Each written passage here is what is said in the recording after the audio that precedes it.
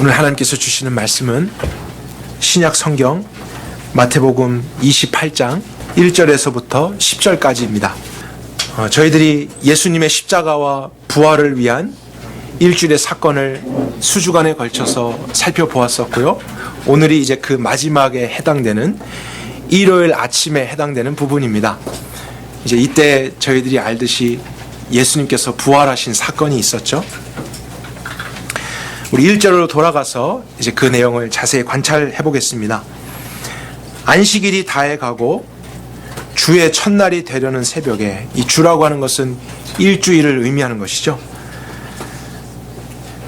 막달라 마리아와 다른 마리아가 무덤을 보려고 나왔다라고 시작되고 있습니다. 앞에 있는 내용과 다른 복음서들의 병행 구조를 찾아보면 이때 여인들이 예수님의 몸을 장사 지내기 위해서 기름과 다른 재료들을 가지고 무덤에 찾아온 것을 알 수 있습니다. 예수님이 금요일 날 오후에 십자가에서 죽으셨잖아요. 근데 그 직후에 아리마대 요셉이라고 하는 사람이 빌라도를 찾아갔습니다. 그래서 예수님의 그 몸을 받아다가 자기가 쓰려고 했던 새로운 무덤에 예수님의 시체를 안치해 놓았습니다. 그리고 원래 같으면 바로 그런 장사법을 지내야 될 텐데 날이 어두워지면서 곧바로 안식일이 시작되게 됩니다. 그리고 토요일까지 이어지죠. 그래서 토요일 안식일에는 일을 하지 않도록 되어 있습니다. 그래서 금요일 오후에는 급히 시체만을 무덤에 안치시켜 놓고 일요일 아침까지 기다린 것입니다. 미리 기름을 다 준비해 놓고 안식일이 지나서 새벽에 해가 뜨자마자 여인들은 예수님의 무덤으로 찾아갔던 것입니다. 근데 이때 찾아갔던 여인들의 이름이 1절에 나와 있는데요. 막달라 마리아와 다른 마리아라고 되어 있습니다.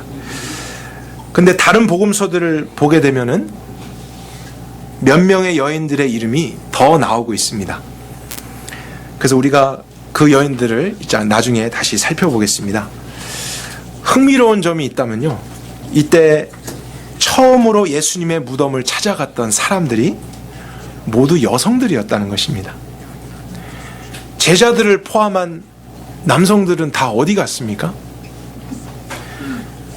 무서워서, 두려워서 지금 숨어 있습니다. 그런데 그 여인들은 미리 준비해서 무덤을 찾아갔고요. 도착했을 때 놀라운 일이 일어났죠. 이제 2절 이하에 보겠습니다. 갑자기 큰 지진이 일어났고 주의 천사가 하늘에서 내려와서 돌을 문에서 굴려내고 위에 앉습니다. 근데 그 천사의 모습은 번개 같았고 굉장히 강한 모습이 있었던 것 같습니다. 그리고 옷은 눈과 같이 휘어져서 굉장히 밝은 모습이었습니다. 무덤을 지키고 있었던 병사들이 있었는데 그들과 이제 여인들이 천사를 무서워하면서 떨다가 마치 죽은 사람처럼 되었다, 이렇게 성경이 묘사하고 있습니다. 조금은 흐름에서 벗어날 수 있는 내용이지만 원문을 보게 되면 이때 등장한 천사는 남성 명사로 되어 있습니다. 어떻게 보면 이제 남자의 모습을 한 천사입니다. 근데 우리가 흔히 영화나 책 같은 데서 보게 되는 이때 등장하는 천사는 여자의 모습을 한 천사일 경우가 많잖아요. 근데 사실은요, 신구약 전체 성경에 나오는 모든 천사는 남성형으로 되어 있습니다.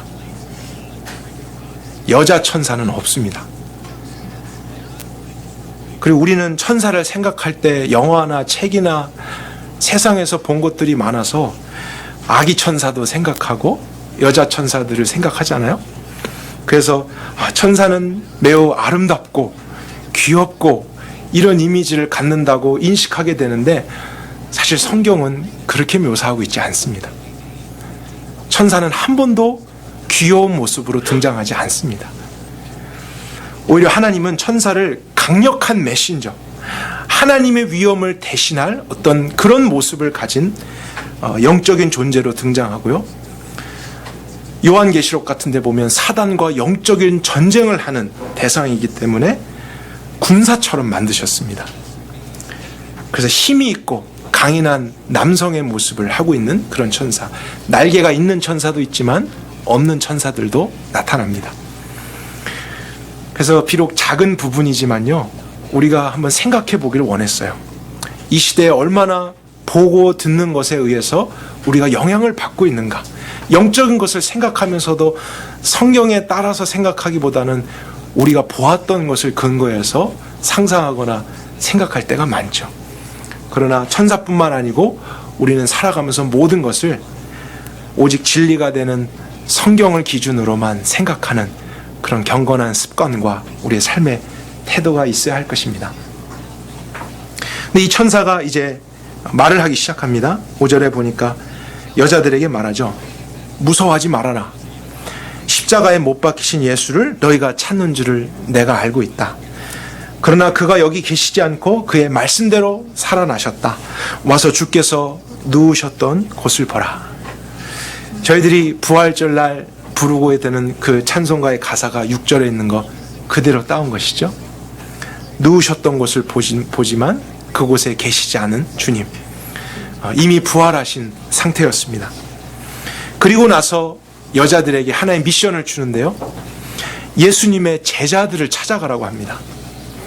그리고 예수님이 죽은 자 가운데서 살아나셨고 너희보다 먼저 갈릴리로 가시니 거기서 그분을 만날 것이다. 이런 메시지를 전달하라고 미션을 주게 됩니다.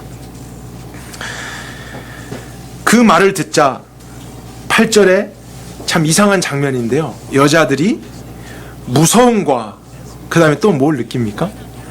큰 기쁨을 어떻게 동시에 느낄 수 있을까요? 두렵기도 한데 너무나 큰 기쁨이 있었다. 말로 다 설명할 수 없는 상태입니다. 그런데 그 기쁨이 사실 더 컸기 때문에 이제 순종했겠죠. 무덤을 빨리 떠나서 제자들에게 알리려고 걸어간 게 아니고 나중에 만나면 꼭 이야기해 줘야지 이런 게 아니라 달려갔습니다. 급히 달려가서 너무나 이 기쁜 소식을, 이 중요한 소식을 당장 알려야겠다 마음속에 생각하고 숨어있는 남자들을 찾아갑니다. 제자들을 향해 찾아가죠. 그런데 놀라운 것은 그 길을 가는 도중에 누구를 만나게 됩니까? 여성들이 예수님을 직접 먼저 보게 됩니다. 9절을 볼게요. 예수님께서 저희를 만나 평안하뇨 라고 말씀하시죠. 그래서 여인들이 나가서 예수님의 발을 붙잡고 엎드리고 그분 앞에 경배하게 됩니다.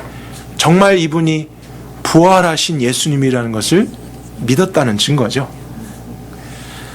그러자 예수님이 또다시 말씀하시는 것은 두려워하지 말고 나의 형제들, 제자들에게 가서 갈릴리로 가라. 거기서 나를 볼 것이다 라고 메시지를 전하라고 부탁하십니다.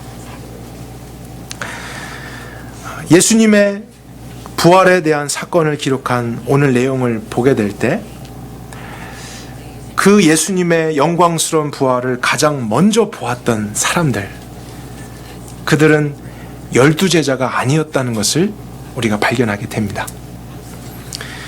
다른 왕들이나 유대 지도자들, 지식인들도 아니었습니다. 성경을 잘 알고 있었던 그런 사람들도 아니고요.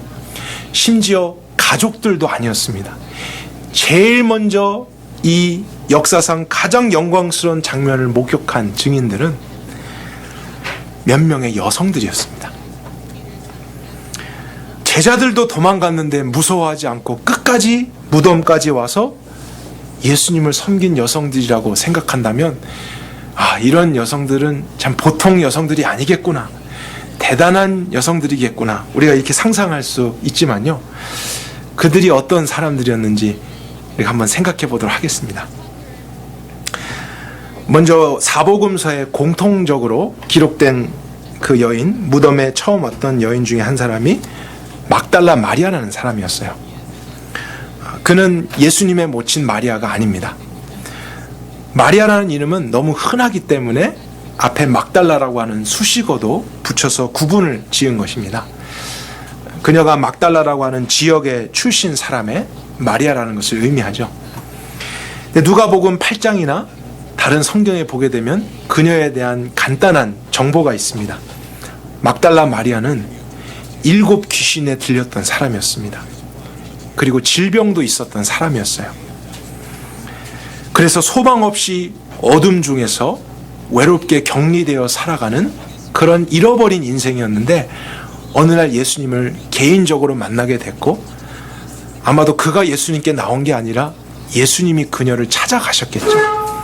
그리고 귀신을 쫓아주시고 치유해 주셨습니다. 치유된 후 그 구원의 감격이 너무나 큰 나머지 여인은 예수님을 따르기 시작하고요. 심지어 마지막 십자가에 못 박히실 때 모든 제자들, 베드로도 도망가고 다 도망갔었는데 끝까지 예수님 곁에 있었던 사람 중에 한 사람이 막달라 마리아였습니다. 그리고 마지막 무덤에도 가장 먼저 찾아온 사람이 바로 막달라 마리아였습니다. 예수님 당시 유대 지도자들과 그 사회의 분위기를 보게 되면요, 여성들과 어린이들은 무시를 당했습니다. 그들은 별로 중요한 사람들이 아니었습니다. 그래서 그들의 구원마저도 중요하게 생각하지 않았었습니다. 그러나 예수님은 여성들에게도 동등한 구원의 기회와 메시지를 주셨습니다. 이 자체가 그 시대를 거스리는 예수님의 행동들이었습니다. 왜냐하면 하나님은 창조 때에 남자만이 아니라 여자도 하나님의 형상대로 지으셨다라고 돼 있잖아요. 하나님은 각자의 다른 역할과 책임이 있지만 동등한 가치로 만드셨습니다. 남성이 여성보다 우월한 것 절대로 아닙니다. 그래서 예수님은 그들 모두에게 동일한 구원의 기회를 주기를 원했고 회복의 기회를 주기를 원했던 것이죠. 그래서 예수님이 사역하실 때 보면 굉장히 많은 여성들을 개인적으로 만나신 일들이 나타납니다. 여러분 생각나는 게 뭐가 있으세요? 사마리아 우물 곁에서 한 여인을 만나는 사건, 그것도 예수님이 의도해서 개인적으로 만나셨던 것이죠. 그리고 간음하다가 현장에서 잡혀서 예수님께 끌려왔던 여성 기억하십니까? 그에게도 죄 용서의 말씀과 회복의 말씀을 허락해 주셨죠. 또 향유 옥합을 깨트려서 예수님께 드렸던 여인도 거기에 보면 죄가 많던 여인 이렇게 되어 있습니다. 그러나 어느 날 예수님을 통해서 그 문제를 해결받고 감사함으로 예수님께 그런 행동을 했던 여인으로 우리가 생각해 볼 수 있습니다. 이 외에도 마리아나 마르다 자매라든지 여러 사람들, 많은 여성들이 예수님과 함께 했던 것을 보게 됩니다. 막달라 마리아도 예수님을 개인적으로 만나서 귀신과 질병으로부터 구원의 은혜를 입은 사람이었습니다. 그 당시 여성들이 그렇게 무시를 당하고 있었는데 여성 중에서도 귀신에 들린 여성, 또 병이 있는 여자, 그들은 이제 부정한 여인으로까지 취급되는 것이죠. 그러니까 그 당시에 가장 비참하고 소망 없고 외롭고 정말 살아야 될 어떤 아무런 근거나 이유나 목적을 찾을 수 없는 잃어버린 사람, 또 죄 가운데 있는 한 사람이었습니다. 귀신 하나만 들려도 혼미한 인생을 살 텐데 7 귀신이 강력하게 들렸다. 우리는 아마 상상할 수도 없는 비참한 모습이었을 것입니다. 그런데 예수님을 만나게 되자 그의 삶이 변했습니다. 그리고 치유만 받고 다시 자신의 삶으로 돌아간 것이 아니라 그 감격이 누구보다도 절망적이었고 어두웠었기 때문에 더 컸던 것 같아요. 주님의 사랑을 더 깊이 깨달은 나머지 그분을 따르기 시작했습니다.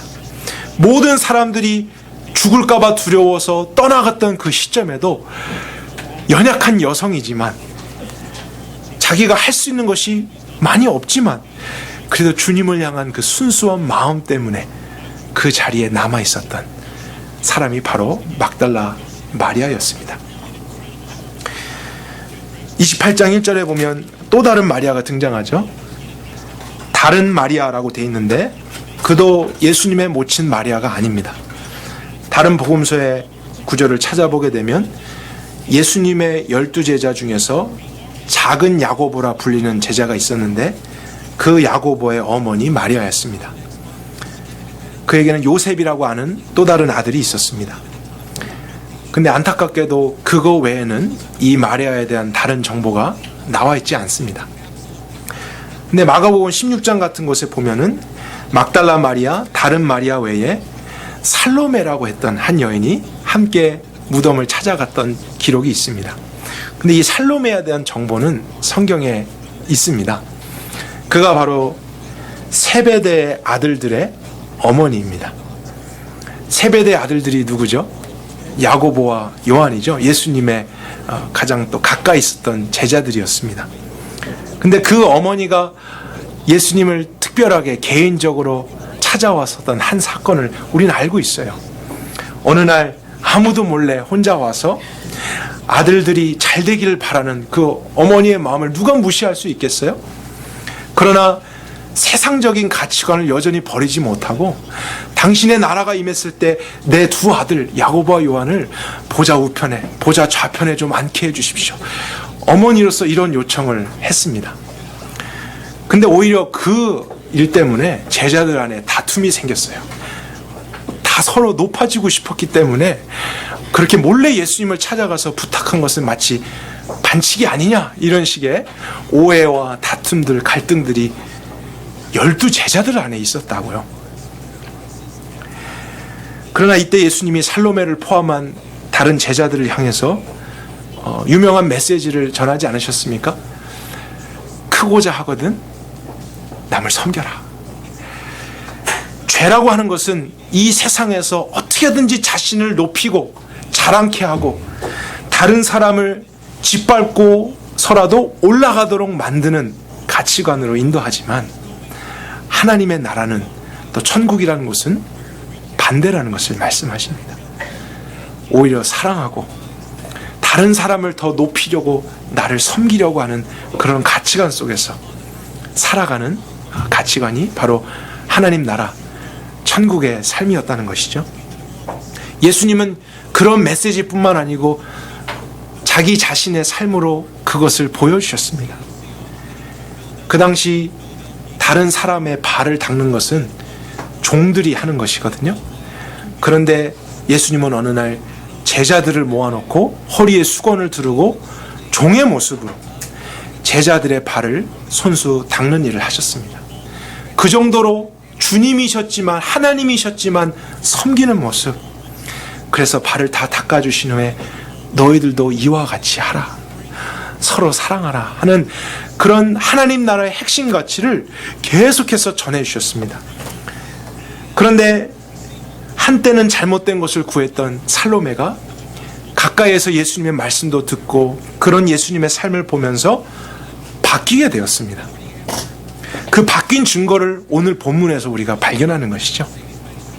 바뀌지 않았더라면 이런 순간에 살로메는 이 자리에 나타나지 않았을 것입니다. 그러나 자신의 죄를 깨닫고 참된 섬김의 삶이 진정한 의미의 성공이 무엇인지를 깨닫게 된 것입니다. 예수님의 가치를 또한 알아본 것이죠. 자신에겐 손해가 될 수도 있고 위험이 따를 수 있는 행동이지만 마지막까지 예수님을 섬기기 위해서 제자들도 다 도망간 시점에 가장 먼저 무덤을 찾아와서 예수님의 몸을 장사 지내려고 했던 한 여인. 아마 우리가 알 수 없는 다른 마리아도 비슷한 사람이었을 것입니다. 제가 이것을 여러분과 자세하게 이제 나누는 이유는 무엇이냐면요. 예수님의 무덤에 찾아온 그 여성들이 특별한 여인들이 아니었다는 것을 이야기하고 싶은 거예요. 모든 사람들은 다 도망가 버렸을 때 끝까지 남아있던 사람들, 우리와는 다른 뭔가 더 의롭고 믿음이 좋고 신실한 사람들이 아니겠는가, 이런 상상을 할 수 있지만 성경을 자세히 볼 때 그들은 정말 우리와 비슷한 연약한 인생들이었습니다. 한때는 다 세상이었습니다. 죄인들이었습니다. 문제가 많았습니다. 격리되고 외롭고 잘못된 세상의 가치관 속에서 여전히 오해하고 실수하고 넘어지는 사람들이었습니다. 거기에다가 또 여성들이었는데 그런 사람들이 예수님을 만남으로써 은혜와 참 사랑을 입어 이러한 삶까지도 살게 되었다는 것을 성경은 보여주고 있다는 것이죠. 그들이 대단한 게 아니라 그런 사람들마저도 변화시킨 예수님이 대단하신 것입니다. 그분의 복음이, 그분의 하나님 나라의 삶이 대단했다는 거예요. 마가복음 16장에 보면 이제 그 내용이 하나의 예로서 등장하는데요. 이 여인들이 서로 대화를 나누는 장면이 나오게 됩니다. 무덤을 향해 찾아가면서 예수님의 장사를 지내려고 하고 있죠.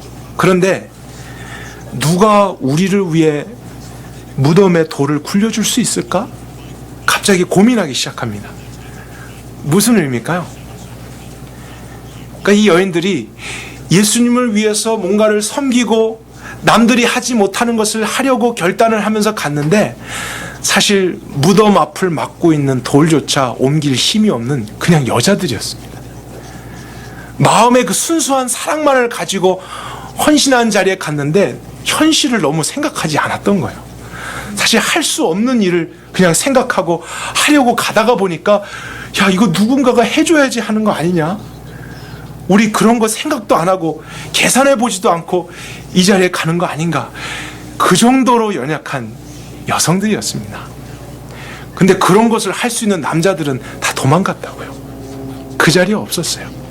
근데 오히려 하나님은 이렇게 연약하고 할 수 있는 것도 없고 소외된 인생들이었지만 순수한 사랑과 마음과 믿음과 신앙이 있는 여성들에게 예수님의 부활을 가장 먼저 목격하게 되는 축복을 주셨습니다. 큰 메시지가 있죠. 또 그들의 힘으로 누군가의 도움으로 돌을 굴려낸 게 아니라 하나님이 직접 옮겨주시고 그것을 보게 하십니다. 이것이 바로 하나님이 일하시는 방법이라는 거예요. 하나님은 저와 여러분을 절대로 외모로 판단하지 않으십니다. 여러분이 남자냐 여자냐, 경험이 얼마나 있냐, 성경적인 지식이 얼만큼 있냐, 많이 가졌느냐 못 가졌느냐, 이런 것으로 하나님이 판단하지 않으십니다. 그것에 따라서 하나님을 더 깊이 알게 되고 덜 알게 되는 것 아닙니다. 그것은 다 세상적인 기준이잖아요. 큰 사람, 많이 가진 사람, 더 힘 있는 사람이 높이 올라가고 더 많은 것을 차지하게 되는 것, 그런 것은 세상의 기준이지만 하나님은 그것이 아니라 본질입니다. 외형적으로 눈으로 보기에는 연약하고 아무것도 할 수 없고 죄인이었고 세상이었지만 예수님을 정말로 만났고 그 문제 때문에 마음에서부터 주님을 사랑하게 되어서 때로는 그 사랑 때문에 너무 현실적으로 생각하지 않고 헌신을 해버렸다가 이거 내가 할 수 없는 일인데 하는데 거기에서 하나님의 영광을 경험하게 되는 일, 이것이 그리스도인의 삶의 신비입니다. 그런 신앙으로 가는 사람들의 삶에는 참 많은 간증들이 있어요. 하나님이 하신 일들이 나타납니다. 그래서 저는 2020년에 여러분들이 세상의 기준으로 여러분의 믿음과 신앙을 제한하지 않기를 정말로 권면드립니다. 그런 것으로 여러분을 제한하지 마세요. 오히려 주님을 더 사랑하십시오. 주님은 그분을 사랑하는 자에게 더 가까이 나타나십니다. 예수님도 이런 말씀하셨잖아요. 죄사함을 받은 일이 적은 자는 적게 사랑하느니라. 이 말을 역으로 하면요, 죄사함을 많이 받은 사람은 더 많이 사랑하는 것입니다. 그리고 그 복음 안에서 정말 개인적으로 그 사랑을 경험한 사람은 하나님의 영광을 보는 자리까지, 그가 어떠한 배경이 있고 어떠한 연약한 점이 있어도 어떠한 과거가 있었어도 상관없이 하나님의 은혜 안에서 경험하게 되는 것입니다. 하나님이 가라사대 저가 나를 사랑한즉 내가 저를 건지리라. 저가 내 이름을 안즉 내가 저를 높이리라. 우리도 더 보여지는 무엇을 덧붙임으로써 새로운 것을 경험하려는 한 해가 아니라 오히려 이미 알게 하신, 듣게 하신 복음을 내 마음에서부터 정말 나의 것으로 믿고 내가 이런 은혜를 받았구나, 정말 나에게 이루어진 것이 이렇게 큰 것이구나, 그 사랑을 막달라 마리아처럼 또 살로메처럼 느끼게 될 때 우리는 남들이 할 수 없는 일까지도 하게 될 줄 믿습니다.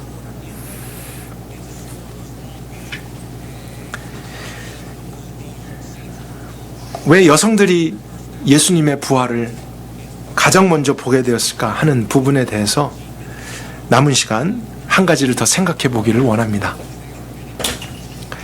간단한 답변은 지금까지 나눴듯이 은혜를 입고 예수님을 더 사랑했기 때문이죠. 근데 이제 성경 전체의 큰 문맥으로 우리가 확장해서 오늘의 이 사건을 같이 비교해 보는 가운데 또 하나의 관점을 생각해 보려고 합니다.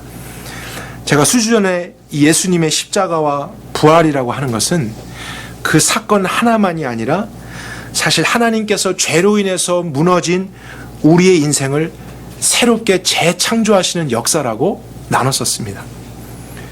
그래서 구약에서도 온 천지 만물을 만드신 그 일주일의 사건이 굉장히 자세하게 기록되어 있고요.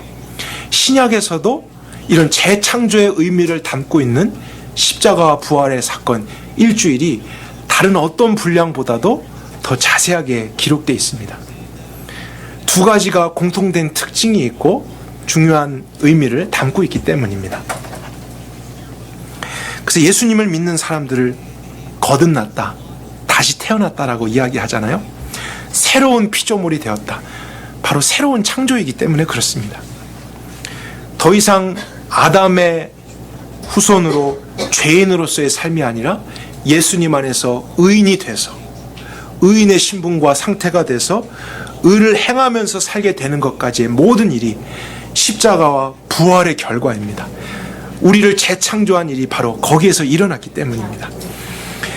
그렇다면 이제 오늘의 사건도 처음의 창조의 모습과 비교해 보는 것이 저희들에게 좋은 영적인 유익을 주게 됩니다.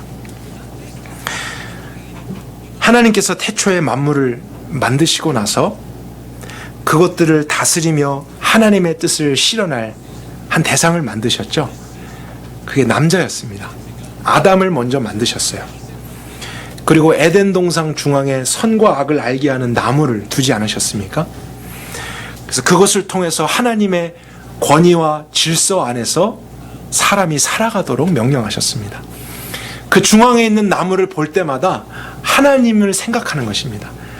내가 이 땅 가운데서 모든 것을 다스리고 있지만 내가 하나님이 아니구나. 내 위에 하나님이라는 존재가 있고 나는 그분의 권위 안에서 살아가도록 지음을 받은 존재구나. 이것이 늘 리마인드 되는 것입니다. 그리고 나서 하나님은 남자가 하나님의 사명을 잘 감당할 수 있도록 누구를 만드셨나요? 여자를 만드신 거예요. 그리고 나서 돕는 배필이라 이렇게 하셨죠. 많은 여성분들이 오해하는 단어입니다. 왜 여자는 꼭 돕는 배필이야, 헬퍼야 이렇게 얘기하지만 사실 문맥에서 보면 돕는다는 것이 밥 해준다, 빨래 해준다 이런 의미가 아니죠. 남성이 하나님의 권위 안에서 살아가는 삶을 살도록 도와주는 것입니다. 그것을 혼자서 아니라 함께 함으로써 완수할 수 있도록 영적인 사명을 받은 사람들이 여성들이에요. 그리고 이 세상의 다른 것에 지배받지 않고 오히려 하나님의 권위 안에서 다스리는 삶을 남성들이 잘 살 수 있도록 돕는 그런 역할을 가진 자들이 바로 여성입니다. 그래서 하나님은 여자를 가장 마지막에 만드셨습니다. 그것은 굉장히 특별한 사명입니다. 근데 사단이 뱀을 통해서 나타났잖아요. 근데 누구에게 먼저 왔냐면 여자에게 먼저 왔어요. 그리고 진리가 아닌 거짓을 믿게 했습니다. 여자는 거짓말을 듣고 선과 악을 알게 하는 나무의 열매를 보고 그것을 먼저 따고 만져서 먹었습니다. 그리고 나서 바로 무엇을 했습니까?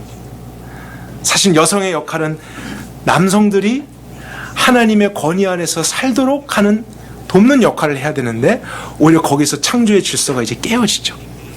여성에 의해서 남성도 함께 하나님의 권위를 떠나는 것을 선택합니다. 그리고 남자와 여자가 같이 죄 가운데서 살아가는 것이 아담 이후에 시작된 거예요. 그 이후에 모든 인류와 모든 시대는 하나님 없는 혼미한 인생이 된 것입니다.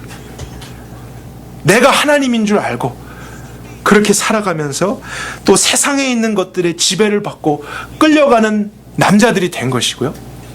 또 여자들은 돕는 것이 아니라 그런 죄에 함께 동참하게 된 것입니다. 이것이 아담으로부터 예수님 오기 전까지의 우리의 역사였어요. 우리의 삶이었습니다. 근데 오늘 이제 예수님의 십자가와 이 부활, 재창조의 의미를 담고 있는 이 사건 안에 어떠한 일이 있었는지를 한번 비교해 봅시다. 예수님의 부활을 가장 먼저 보았던 사람이 누구라고요? 남자가 아니라 여자였어요. 여성들이 무덤에 갔는데 사탄이 아닌 천사를 보았습니다. 그리고 그를 통해서 하나님의 계시와 뜻을 듣게 됐어요. 그리고 곧바로 부활하신 예수님을 가장 먼저 본 것도 여성이었습니다. 그리고 그분을 알아보고 그분을 만지죠. 그리고 그분을 믿기 때문에 경배합니다. 그리고 나서 예수님은 너희들이 가서 제자들에게, 남자들에게 이 소식을 알리라고 합니다. 근데 그때만 해도 남자들은 깨어진 창조의 질서 안에서 여전히 두려워하고 있는 거예요. 여전히 죄 가운데서 헤어나오지 못하고 있었는데 여자들이 예수님의 십자가와 부활을 통해서 먼저 믿음을 갖게 되고 올바른 창조의 질서 안에 돌아오게 되자 돕는 배필의 역할을 하게 됩니다. 그리고 남성들에게 다른 이야기를 해준 게 아니고 예수님이 부활하셨다. 그분이 부활의 생명 되신다. 이 말씀을 전하게 되자 여성들을 통해서 남성들도 보게 되고 듣게 되고 믿게 된 것이죠. 그것을 믿은 후에 이제 제자들이 어떠한 삶을 살기 시작합니까? 하나님이 원래 살기를 원했던 그 질서의 삶을 살기 시작합니다. 이 세상을 두려워하지 말고 보여주는 어떤 것에도 지배받지 말고 하나님의 권위를 인정하는 삶을 실현하기 시작합니다. 그래서 사도행전에 그 증거들이 나오잖아요. 사도들을 중심으로 남성들이 인도해서 이제 같이 교회가 세워지고 이 세상이 감당치 못할 일들이 일어나게 됩니다. 그리고 여성들은 계속 그것을 도와주는 역할을 함께 하게 되죠. 죄로 인해서 우리는 다 깨어져 버렸던, 우리 육신으로는 할 수 없었던 것인데 이것을 할 수 있게 하는 능력 무엇이었습니까? 예수님의 십자가와 부활이었던 것입니다. 하나님은 예수님의 부활이 우리 인생에 무너진 창조의 질서를 세워주는 시작이 된다는 것을 말씀하시는 거예요. 그러한 시작입니다. 다른 사업의 새로운 시작, 건강의 새로운 시작, 다른 시작의 의미가 아니라 원래 우리가 사람이었다면 당연히 살았어야 될 삶을 이제 시작하는 거예요. 우리의 힘으로서는 불가능했지만, 우리 육신으로서는 안 되는 것이었는데 예수님의 부활 때문에, 그분의 생명 때문에 이 새로운 시작을 할 수 있게 된 거예요. 아까 우리 28장 8절을 보았잖아요. 여자들이 무서워했습니다. 두려워했어요. 여전히 육신을 입고 있고 세상 안에 있기 때문에 그럴 수 있습니다. 그러나 놀라운 것은 예수님의 부활은 그 무서움마저도 무섭지 않도록 할 수 있는 큰 기쁨을 동시에 준다는 것입니다. 이것이 부활이 주는 영향력이에요. 그래서 우리는 부활까지 믿는 것 너무나 필요한 것입니다. 남자는 남자의 역할, 여자는 여자의 역할, 부모는 부모의 역할, 자녀는 자녀의 역할, 우리 모든 역할들이 회복돼야 됩니다. 그것이 구원이에요. 원래의 창조로 돌아가는 것이 회복이고 구원이죠. 이 땅에서부터 그 질서대로 살아가면서 하나님의 권위 안에서 모든 것을 다스리고 그분의 뜻을 실현할 정말 영광스러운 존재가 바로 저와 여러분입니다. 그러나 우리는 여전히 육신 가운데 있고 세상 안에 있기 때문에 알아도 두려움을 느껴요. 알아도 또 염려합니다. 남자들이 그렇게 가정을 이끌어야 되는 것을 알면서도 타협점을 찾기도 하고 혼자 고민하기도 합니다. 아내들도 마찬가지입니다. 그러나 그럴 때에 오늘의 말씀을 본다면 우리에게 꼭 필요한 것은 그래서 다시 예수님의 부활을 보는 것입니다. 무서운 순간에, 두려운 순간에, 죄의 유혹이 또 찾아오는 순간에, 육신에 있고 세상을 살아가는 마지막 날까지 예수님의 부활, 그것을 보고 다시 한번 확인하고 거기에서부터 우리의 마음이 변화되면 우리는 다시 시작할 수 있는 것입니다. 새로움이 가능한 것입니다. 여러분, 2020년이 시작됐다고 어떻게 우리가 새로워질 수 있겠어요? 새해가 됐다고, 달력이 넘어갔다고 우리가 새로워질 수 있겠습니까? 우리를 새롭게 될 수 있는 유일한 이유, 유일한 힘, 근거와 지혜는 예수님의 부활밖에 없습니다. 그것이 있으면 우리가 어떠한 모습이든지 소망을 가질 수 있고 새로움을 다시 실현할 수 있는 거예요. 왜냐하면 모든 것을 압도적으로 이길 수 있는 큰 기쁨이 우리 안에 임하기 때문입니다. 그리고 예수님이 부활하셨을 이 시점도 너무 중요하죠. 한 주의 첫날이라 그랬습니다. 그래서 한 주가 시작되는 그 일요일이라고 하는 그 시작, 새벽에 예수님이 부활하심으로써 이제 모든 것이 다 새롭게 되는 의미를 갖게 되는 것이죠.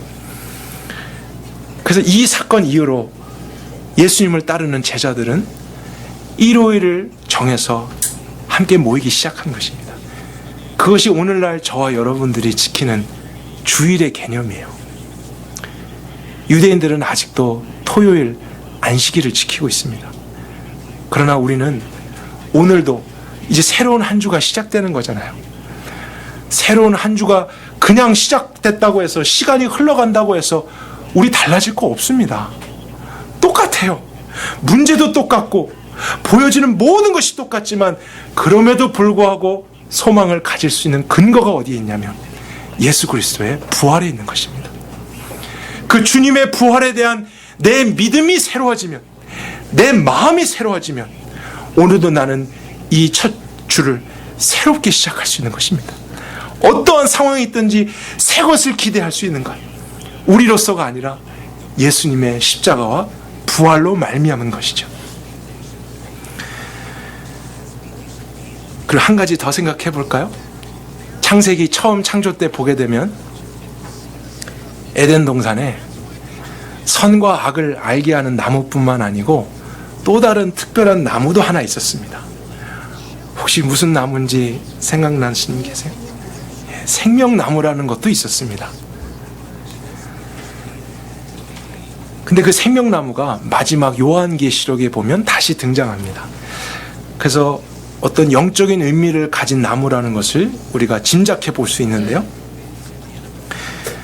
창세기 3장에 보면 죄를 범한 후에 하나님께서 아담과 하와가 죄 가운데서 이 생명나무의 열매를 먹어서 영생할까 하노니 그들을 그렇게 하지 못하도록 쫓아내야겠다 하는 결정하시는 장면이 나와요.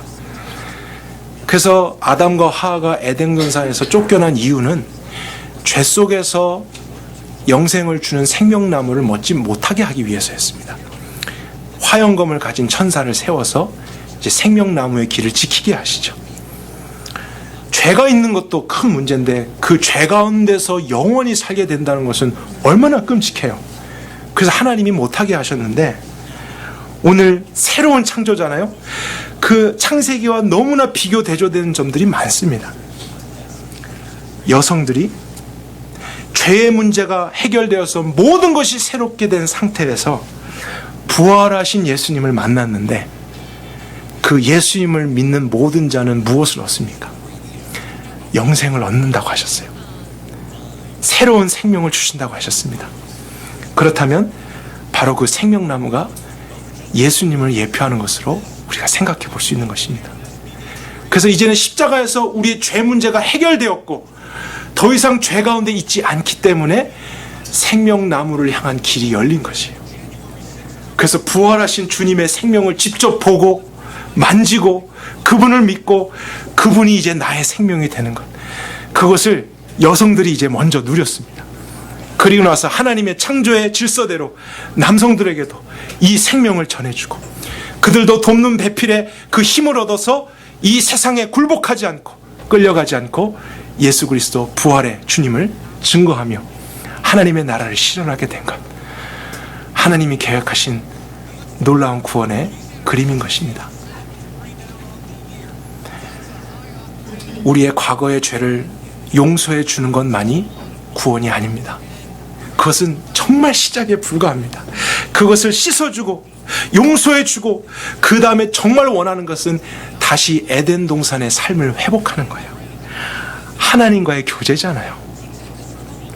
그리고 하나님의 권위를 인정하는 삶, 그 안에서 모든 것을 다스리며 번성하고 우리가 지배하는 것입니다. 그럴 때 그 원리 안에서 하나님은 모든 것을 또 공급해 주시는 이런 천국과 같은 삶을 이 땅에서부터 회복하시는 것이 하나님의 구원입니다. 예수 그리스도의 십자가와 부활로 인해서 이미 여러분에게 그 길이 열렸고 그 생명이 주어졌다면 여러분 왜 그렇게 안 사시겠습니까? 여자분들, 올해는 남편분들에게 또 남성들에게 하나님이 원래 여러분에게 주신 그 영적인 사명을 잘 감당하시는 그런 사명자들이 다 되실 수 있길 바랍니다. 다른 권명과 충고보다 한마디면 족합니다. 예수님 부활하셨잖아요. 그분이 생명의 주님 되시잖아요. 우리 여성들이 이런 말씀을 계속 리마인드 해줘야 됩니다. 그럴 때 남성들은 그 말을 듣고 우린 자주 까먹습니다. 그래서 우리의 생각대로 자꾸 가려고 합니다. 그래서 그런 돕는 배필의 역할을 받아서 이제 그렇구나, 하나님이 우리를 통해서 이것을 이루길 원하셨구나, 세상의 원리에 우리가 치우치지 않고 타협하지 않고 다시 한번 개인과 가정을 하나님 중심으로 이 세상 가운데 하나님의 나라를 같이 실현하는 거룩한 백성으로 남성들이 사명을 감당하게 될 줄 믿습니다. 여러분, 그러한 삶으로 더 2020년 힘있게 나아가십시오. 여러분의 가정이 예수 그리스도의 부활로서 잃어버린 그 창조의 질서를 회복할 수 있기를 원합니다. 이 공동체가 그렇게 되기를 원합니다. 우리의 힘으로가 아니라 날마다 예수님의 부활을 다시 봄으로써 한 주와 하루가 시작할 때마다 다시 한번 이 복음을 바라봄으로써 두려움이 있어도 그것을 감당할 수 있는 큰 기쁨과 함께 우리가 새로운 일을 행할 수 있기를 원합니다. 다시 일어나십시다. 빛을 발하십시다. 소망 없는 시대 가운데 우리가 소망이 되어서 예수 그리스도의 생명을 증거하고 함께 돕는 자들의 역할을 감당할 수 있게 되기를 원합니다. 함께 기도하겠습니다. 하나님, 오늘도 우리에게 꼭 필요한 말씀 주셔서 감사합니다. 우리 안에 헛된 기대를 내려놓게 하시는 하나님, 내 생각대로 되면 뭔가 새로운 일이 일어나지 않을까 하는 마음도 잠잠케 하신 하나님을 찬양합니다.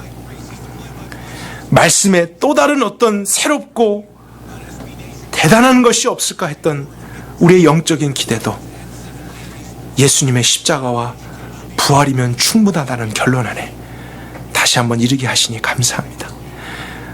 너무나 머리로는 잘 알고 있지만 여전히 실제가 되지 않는 부분들이 있습니다. 그래서 새해에는 우리가 더 새 믿음을 갖게 하옵소서. 새 마음이 되게 해주십시오.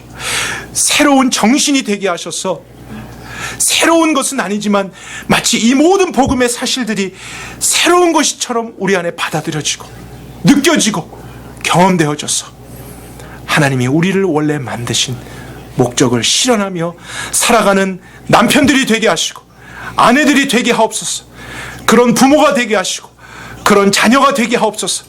그러한 공동체로서 이 시대가 얼마나 어둡고 악하든지 세상에 지배받지 않고 오히려 이 세상을 향해 더 밝은 빛을 비추는 서남침내 교회가 될 수 있게 하옵소서. 부활하신 주님을 찬양합니다. 주님의 부활에 생명이 있기 때문에 우리는 새로움을 기대할 수 있으니 감사합니다. 새로운 시작, 모든 것이 새롭습니다. 주님 안에서 우리를 그렇게 빚으셨고 그것을 감당할 수 있는 생명나무도 주셨사오니 이제 그 믿음으로 날마다 새해를 경험할 수 있는 저희 모두가 되게 하여 주옵소서. 그렇게 이루실 창조주 하나님, 구원자 예수님, 성령 하나님께 존귀와 영광과 감사를 드리며 예수 그리스도 이름으로 기도했습니다. 아멘.